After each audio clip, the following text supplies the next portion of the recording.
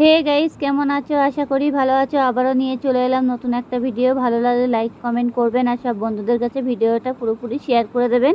আর পুরোপুরি ভিডিওটা দেখবেন, টেনে টেনে দেখবেন না, তাহলে কিছুই বুঝতে পারবেন না। যাই হোক, দেখো আমি এখানে ইলিশ মাছ নিয়ে এসেছি। ইলিশ মাছগুলো আজকের অনেক দাম ছিল, অবশ্য দাম দিয়ে কিনে এনেছি। অবশ্য বাবা এসেছিলো, তো বাবা অনেকদিন পরে এসছে, তার জন্য আজকে ভাবলাম একটু ইলিশ মাছ কিনে নিয়ে আসি। দেখতেই পাচ্ছি ইলিশ মাছগুলো বেশ বড় বড়, আবার খুব ছোটও না আর খুব বড়ও না। যাই হোক, ইলিশ মাছগুলো তাড়াতাড়ি করে আমি এখন রাতের বেলায় নিয়ে এসেছি, তো যার জন্য আমি ভালো করে আঁশ ছাড়িয়ে নিয়েছি। নিয়ে আর এটাকে আমি বটি দিয়ে ঝটপট করে কেটে নেবো। ইলিশ মাছের অবশ্য কিছু ফেলতে হয় না। যাই হোক, ছোট ছোট ইলিশ আমি আজকে গোটা গোটা রান্না করব। তাড়াতাড়ি করে কেটে নিলাম আমি। কেটে নিয়ে আমি আবার কল চেপে চেপে ধুয়ে নিচ্ছি। যেতেই হোক, আমাদের চাপ কল, তো ওর জন্য অসুবিধা হচ্ছে, একটু জল চেপে চেপে একটু ভালো করে ধুয়ে নিতে হবে।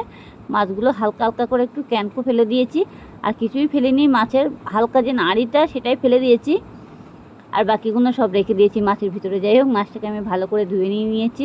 এবার নিয়ে তাড়াতাড়ি করে আমি এখন ঘরে যাব। এবার ঘরেতে চলে আসলাম, পাত্রের মধ্যে রেখে দিয়েছি। এবার মাছগুলো আমি ভাবছি কী করব, ভাবলাম না ঝাল করেই ফেলি সর্ষে বাটা দিয়ে।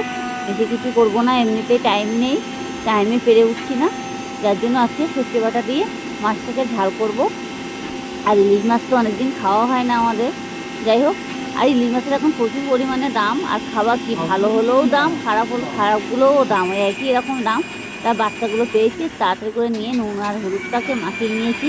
ইলিশ মাছটাকে মাখিয়ে আমি এবার কড়াই বসিয়ে দেবো। দিয়ে আর যেগুলো মশলা দেওয়ার মতো সেগুলো আমি এখন বেটে বুটে গুটিয়ে নেবো তাড়াতাড়ি করে। যেটি হোক, আমাদের আবার 10টা বাজলেই আবার সব খাওয়া দাওয়ার প্রোগ্রাম শুরু হয়ে যায়, যার জন্য ভালো করে মাছটাকে আমি এখন মাখিয়ে নিয়েছি।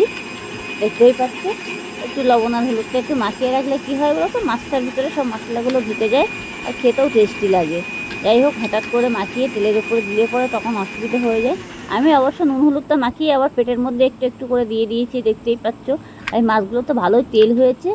আর আমি তাড়াতাড়ি করে এখন দেখো মাছগুলো মাখিয়ে রেখে আমি এখন কড়াই বসিয়ে দিয়েছি। এই যে কড়াই দিয়ে দিয়েছি, কড়াইটাকে একটু গরম করে নিতে হবে ভালো করে, একটু গরম ভাত যাতে হয়ে যায় সেরকমভাবে গরম করে নিতে হবে। যাই হোক, আমি এখন গরম করে তেল বসিয়ে দিয়েছি। এবার তেল থেকে আমার ধোঁয়া ওঠা শুরু হয়ে গেছে, আমি মাছগুলো দিয়ে দিয়েছি। এবার মাছ আমার ভাজতে বেশিক্ষণ লাগে না, অবশ্যই ইলিশ মাছ তাড়াতাড়ি ভাজা হয়ে যায়। যাই হোক, দেখতেই পাচ্ছি আজকে একটু ভাজা করবো, মাছটাকে ভালো লাল লাল করে ভেজে নেবো, যাতে মাছটা আবার ভেঙে না যায়। এটি ছোটো ছোটো মাছ, তো বেশি বড় না, আবার বেশি ছোটো না, সেটা মনে করো না, ভালোই বড় বড় আছে মাছগুলো। যাই হোক, আমি গোটা গোটা রেখেছি, কাটিনি মাছগুলো, গোটা গোটা ভাজবো। কেটে কী হবে, সেটা 2 পিস করেই খেতে হবে, তাহলে 1 পিস করেই খাওয়া ভালো না। সেজন্য আমি আর মাছগুলো কাটিনি। আমার হাজব্যান্ড বলছিল মাছগুলো কেটে দিতে, তা আমি বললাম না, এখন আর মাছগুলো কাটবো না, সেই ভাজতে ভাজতে অনেক টাইম লেগে যাবে, একটু একটু করে ভাজার সময় নেই। যার জন্য আমি গোটা গোটা মাছগুলো দিয়ে ভালো করে লাল লাল করে একটু ভেজে নিলাম। নিয়ে এবার আমি মাছটাকে দেখছি যে উল্টে পাল্টে দেওয়া যায় নাকি। তো দেখলাম এখনও তো একটু হালকা হালকা কড়ার মধ্যে লেগে আছে। তারপরে ভাবলাম না, এবারে উল্টে দেই। তারপরে আমি মাছটাকে পুরো উল্টে দিয়েছি, দেখতেই পাচ্ছে। তাও একটু হালকা একটু কোনাটা ভেঙে গেছে মাছটা, তাতেও অসুবিধে নেই। যদিও পুরো মাছটা যাতে না ভেঙে যায় সেরকমভাবে ভাজতে হবে। আর মানে কড়াই যত গরম করবে ইলিশ মাছ ভাজতে সাথে সুবিধা হয়, তাহলে মাছ করে না, ইলিশ মাছ বলে না, সব মাছই কড়াই যতক্ষণে গরম না হবে ততক্ষণে মাছ ভাজাটা সুবিধার হয় না। যাই হোক, আমার এখন মাছগুলো ভাজা হয়ে গেছে, আমি মাছগুলো পুরোটাই তুলে নেব। নিয়ে আমি যে বাকি মাছগুলো ছিল সেটাও আমি এবার দিয়ে দেবো। যেটি হোক, আমি এখন খুন্তি দিয়ে দেখলাম পাত্রটা নিয়ে নিলাম, সাইড করে আমি মাছগুলো এক এক করে তুলে নিচ্ছি। দেখতেই পাচ্ছি এরকম। অবশ্য আমি থালাটা কানায় ধরে নিয়ে আমার এদিকে মানে টমেটোগুলো সাইডে রেখে আছে, তার জন্য আমি আবার গ্যাসের ওপরে রেখে আমি এক এক করে মাছগুলো খুঁটি দিয়ে দিয়ে তুলে নিচ্ছি। তুলে নিয়ে এবার বাকি যে মাছটা ছিল এটাও তুলে নেব। নিয়ে এবার আমি বাকি মাছগুলো আবারও দিয়ে দিয়েছি, দিয়ে এটাকে আমি ভেজে নিয়েছি। এটাও ভাজা হয়ে গেছে অলরেডি। যাই হোক, মাছটা আমার পুরোপুরি ভাজা হয়ে গেছে, মাছগুলো এক এক করে পুরোটাই তুলে নেবো। দেখে দেখে তুলবে, যাতে অনেক সময় আবার গায়েটায় না লাগে, সেরকমভাবে তুলে নেবে, অসুবিধা হবে না। আর ইলিশ মাছ ভাজার গন্ধটাই কি দারুণ বেরোচ্ছে, মনে হচ্ছে এত সুন্দর গন্ধ বেরোচ্ছে। যেতে হোক, আমি কালো জিরে ফোড়ন দিয়ে দিয়েছি তেলের ওপরে। কালো জিরে ফোড়ন দিয়ে এবার আমার যে টমেটো কুচি ছিল আর লঙ্কা, সেটা আমি তেলে দিয়ে দিয়েছি। দিয়ে নুন হলুদ আর হালকা একটু জিরে গুঁড়ো দেবো। যেটি হোক, এখনও আমি দিইনি, টমেটোটাকে ভালো করে ভেজে নিই, না হলে তো টমেটোর সঙ্গে পুরো মিশে যাবে, অসুবিধে হয়ে যাবে।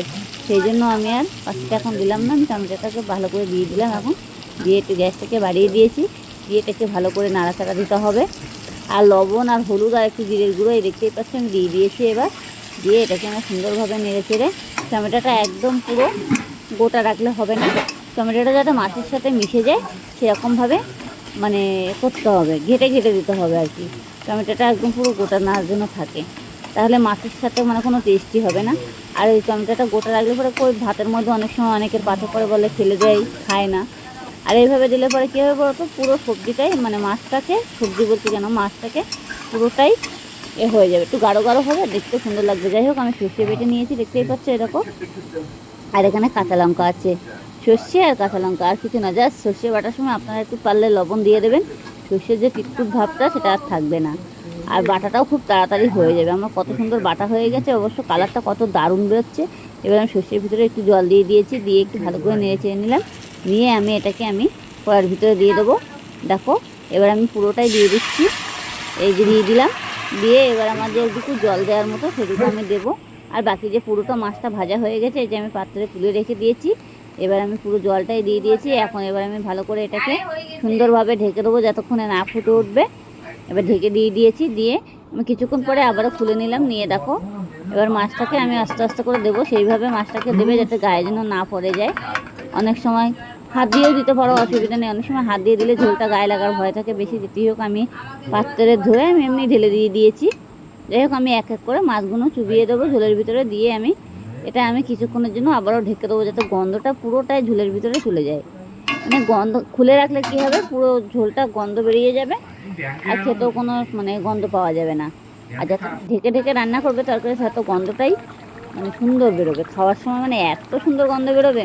আর এমনিতে ইলিশ মাছটা রান্না করতে খুবই টেস্টি, আর দেখেই মনে হলো গন্ধটা খুব দারুণ বেরোচ্ছে। যেতেই হোক, আমার ইলিশ মাছ তরকারিটা অলরেডি হয়ে গেছে। ঝোলটা দেখো, এত তেল উঠেছে মাছটা, মনে হচ্ছে যে আমি বহুত পরিমাণ তেল দিয়েছি। ওইসব বেশি তেল দিইনি কিন্তু এখানে, মানে মাছটা এত তেল ছিল পেটের ভিতরে। ছোটো মাছ হলেও মানে খুবই স্বাদ, আর ভাজার সময় এত গন্ধ বেরোচ্ছিলো, কি বলবো আপনাদেরকে। ছোটো মাছের স্বাদ হয় বেশি, অনেক সময় আবার বড় মাছের থেকেও খেতে ভালো লাগে। যাই হোক, আমার মাছের ঝোলটা পুরোপুরি হয়ে গেছে, আমি পাত্রের মধ্যে ঢেলে নিয়ে নিয়েছি, দেখতেই পাচ্ছ। ভালো লাগলে লাইক কমেন্ট করবেন, আর সব বন্ধুদের কাছে ভিডিওটা পুরোপুরি শেয়ার করে দেবেন।